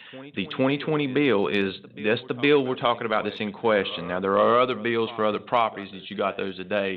I think the goal is to get all those to go to 702 Carolina Avenue, if I'm correct. Yes, sir. All right, so the 2020 bill went to, as you see here highlighted in yellow, 702 Carolina Avenue. That's the one with the bill with the penalty fee attached to it for $2656.95. The law in North Carolina is that the board is allowed to do this on kind of an offshoot process, except for there are specific, reasons it has to be done. One of those is a clerical error. Yeah. I'm not saying that, now the UPS man may have lost the bill, I don't know. You know, I do have another attachment in here from South Data that shows where we sent that out to the UPS man. What the UPS man does with it from B to C, I don't know. But my point is I just want everybody to understand that the clerical error, is that qualify as a clerical error? I guess it's, you know, if the UPS man lost it, he didn't get the listing, you know, but you can see the listing come in April. I just wanted that to be clear. I don't see any obvious, unusual things that the tax department did on this particular bill. But it didn't go to a wrong address then.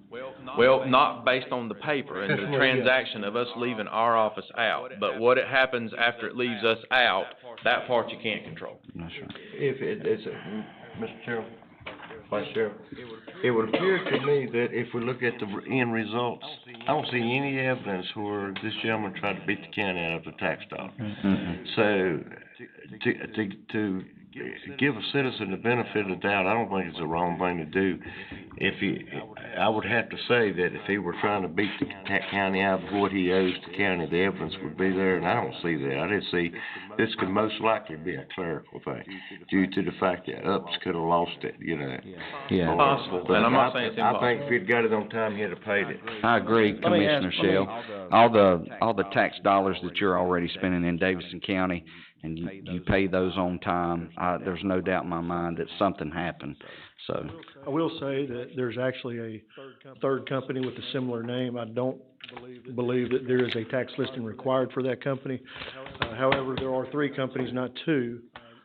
You have the Y&Y Investment Properties, you have the Y&Y Hardwoods LLC, and there's also a Y&Y Hardwood Inc. So it just adds more confusion to the process. That's also possible, because you've got the LLC on this bill, if you've got three other names, that is entirely possible. So, I mean, but I wanted the resolution piece, if the board, whatever the board wishes to do, two different resolutions, one for approval and one for deny. That's our response back to Mr. Young. Can we also, when you pay it late to us, we charge you a penalty for paying it late. Can we pay him a penalty for it? No, it wouldn't be that way. Never mind. Sorry. We're giving him a penalty back. Yeah. Yeah. Is this the first time you've had to pay a penalty? Last year, there was or maybe it was 2 years ago, I'm not sure how long ago it was, there was an issue that was a filing that Mr. Hanner, the prior county manager, helped us with. And the reason for that late penalty was it was a brand-new facility with $1.5 million worth of equipment that just took time to categorize inventory and do a cost analysis on it. It just took time during my busy tax season. Mr. Hanner seemed to understand that, and I'm not sure who he went to with that, but they did abate a penalty. Again, I'm not sure if it was a year ago or 2 years ago. 2 years ago, and the reason being is it didn't get here. That he paid the penalty this time, hence the reason why it's on the agenda. So we have a motion, right, with the resolution? Is that what you're going? Yeah, I'd like to second it. We will check into that LLC. I'm glad Tevin brought that up. That actually, if there's three companies kind of listed in the same name, that's clerical. So, we will check into that. All right, what's your motion? my motion is to do the accept of the resolution to pay him back his penalty. I'll second that. You said Mr. Yantz, any kin to Brett Yantz? Second cousin son. Oh, okay, well, I know he does hardwood floors, that's why, okay. I'm sure the city of Thomasville appreciates what you give them, Mr. Yantz. Okay, if you'll cast your vote. We do too. Yes, sir. Yes means to return, support the resolution. No means to, okay.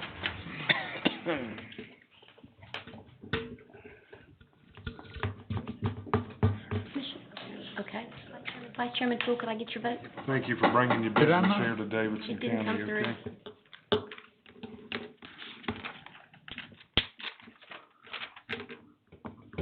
I've gotten every vote tonight except for this one. You should have asked for some incentives from the county. You could have got half your tax dollars back. Yay. Are you? Okay, all the votes are in. And that motion carries by a vote of 6-0. Thank you very much, Sean. Thank you, Ted. Thank you, Mr. Jones. Motion going closed session? Huh? Second. I voted no. I got it. Voted no.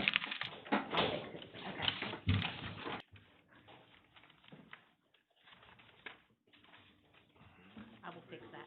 Huh? I'll fix that. Okay. I'll fix it. I'm sorry, when I did a thumbs up and you gave me a this, I. Oh, well, I'll fix it. I thought maybe I hit the wrong one then, 'cause I knew I didn't hit yes. Okay. That. Man does that every year.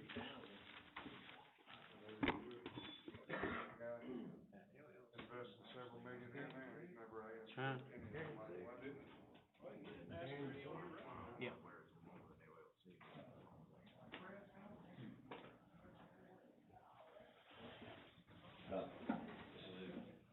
Clerk is. Oh, man. Hey, I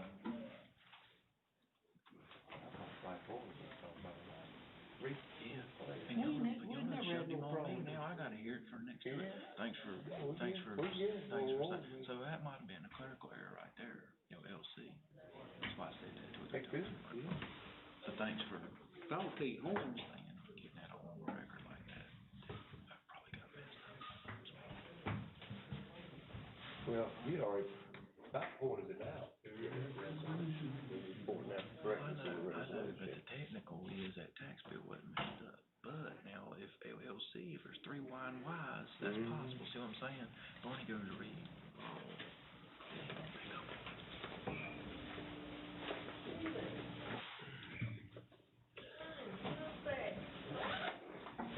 I don't think the tax department did anything wrong. No. I just think it was just a, Fluky thing. well, some kind of business, you gotta, if you know yourself, sometimes you get some blind business, you can overlook something. Yeah, I know. Now, if you do it all the time, or it goes to show where you're trying to keep the county in. Right. That's Well, I don't think we'll see him back anymore. I think he'll get it right. Probably got him on Yeah. target.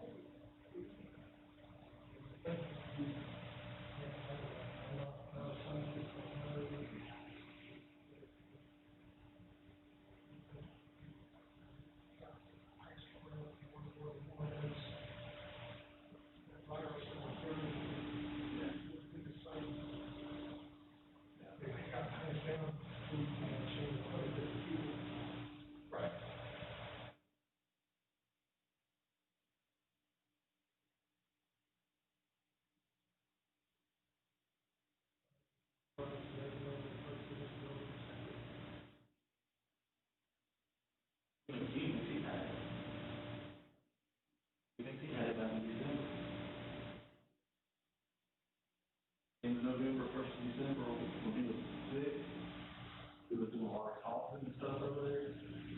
He went to the doctor and was running a fever, had chest, was having difficulty breathing, had a lot of symptoms. Because we hadn't heard of what it was, hadn't heard about it yet. The doctor didn't know what it was. So he restricted for sinus infection. Anything he had.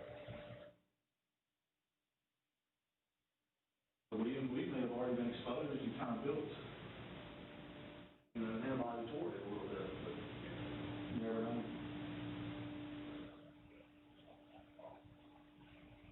He being a smoker, he would be at a higher risk.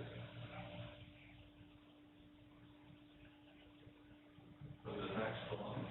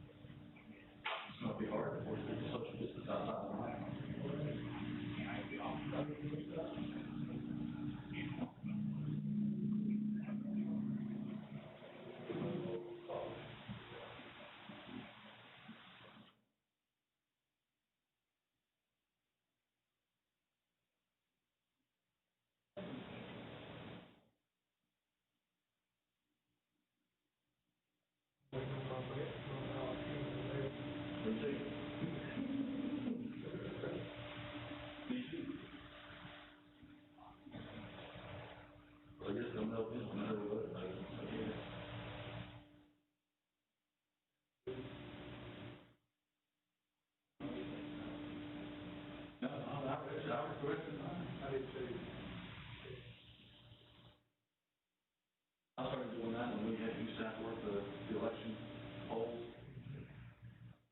I mean, I was over here, I was over here before the polls started in Greenville County.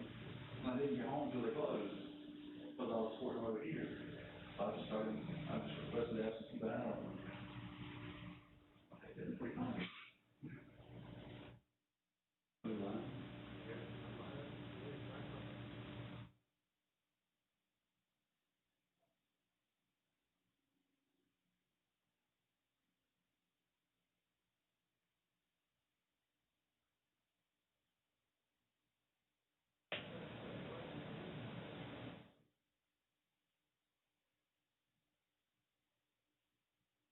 One more job trying to do this year.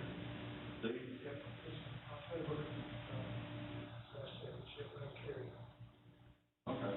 You worked out not bad. I did last year. For the winter, this. Strange, with everybody there. Yeah. Strange. I'm sure. Actually, I had a few doctors in office. Really? Yeah.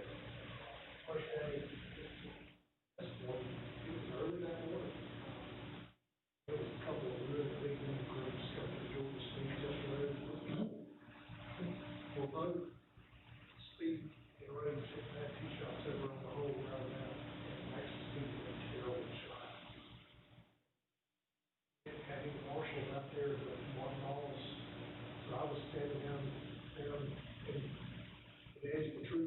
run.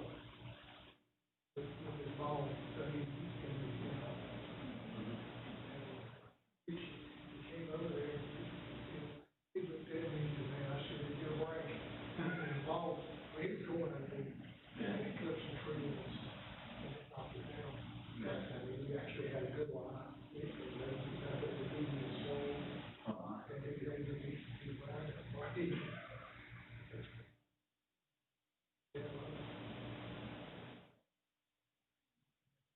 Marshall said, we were shot Lincoln.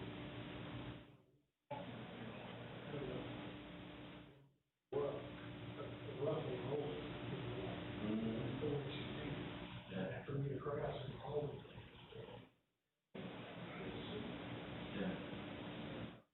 Didn't have any flags to mark them until Saturday. Wow. So then we at least were able to do a flag mark and get one. Come up and see where it's at, and then Friday, Thursday, Friday. We still stay more than 6 feet from it. Yeah. Also, other offers, those guys were pretty polite, you know, thank you for. Yeah. There was one of them,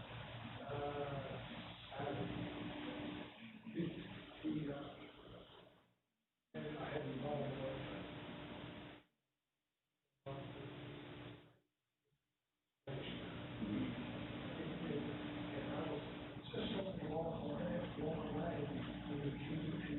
Stop.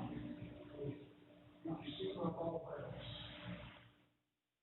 I couldn't identify his ball as well.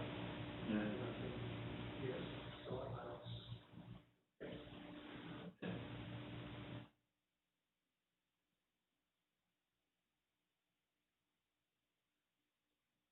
And one thing, we could tell on the tablets when they were hit, when they were ready to hit, and when they had hit the ball from the line of score. Okay. And one guy hit a bad shot over there on the right side when he was out. I was walking down the front of the ball. Next thing I know, I was seeing the tablet, and he's in the provisional, and then the ball lands within 10 feet. Yeah. And it was a little ahead of his first shot. I was standing over there with his first shot. It was a long time. And not the first one, but yeah, it's the second one. You know, we don't have it here. And then the second one, he made that.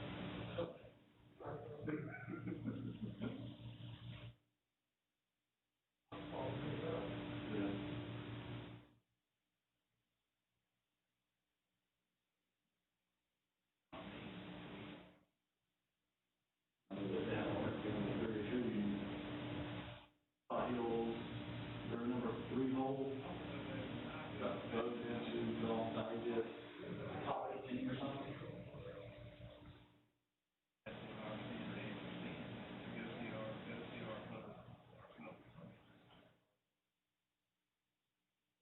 Worked with a guy, Friday, from Nashville, Tennessee. And he actually convinced the copy.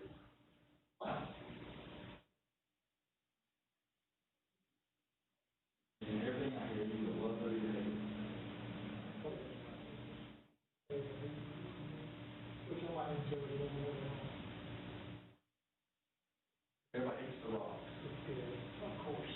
It's But that ball hit that rock, it's gone. you gotta be able to get this shot to the right place.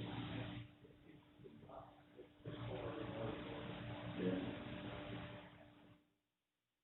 What's it been built on top of now, we don't know.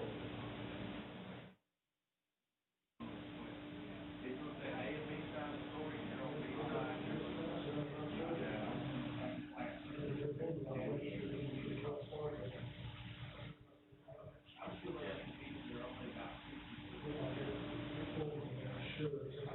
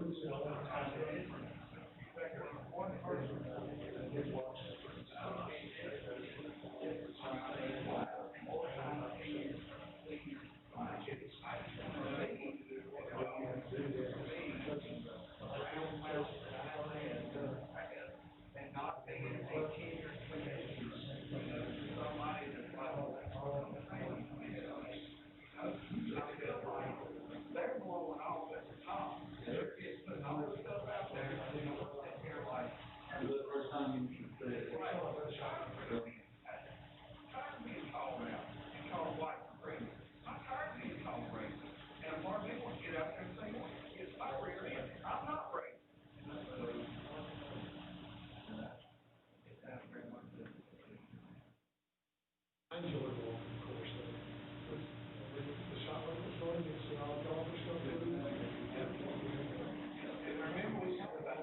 so you, like, do you work this one hole, you see everybody come through, or you with the same group, and you move the whole with them? Okay.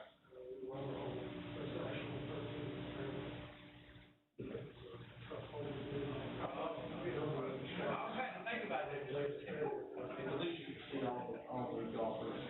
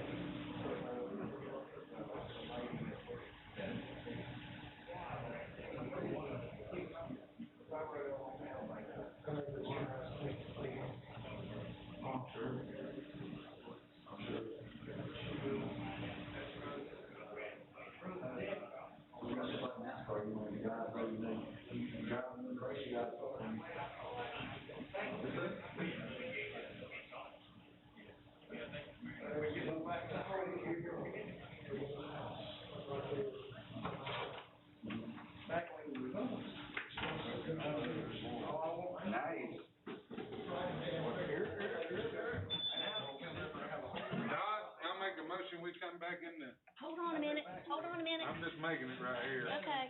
Verbal, right? Yeah. Everybody's gonna be watching. Now we're good. I'll make a motion. Okay, so Todd and Chris come back. Then I think Chuck's gonna give you a report of what the weather is. It's gonna be sunny and cloudy. All together in one. It's gonna be 80 and 70. That's the story of our life. Motion to go back and open. You've already got it. Second. Motion and second to return to open session, Mr. Fry? Mr. Chairman, in closed session, the board considered, matters under attorney-client. The board gave counsel direction for further action. Thank you. Okay. Motion adjourned. Got a motion and second to adjourn. All in favor? My favorite motion all night.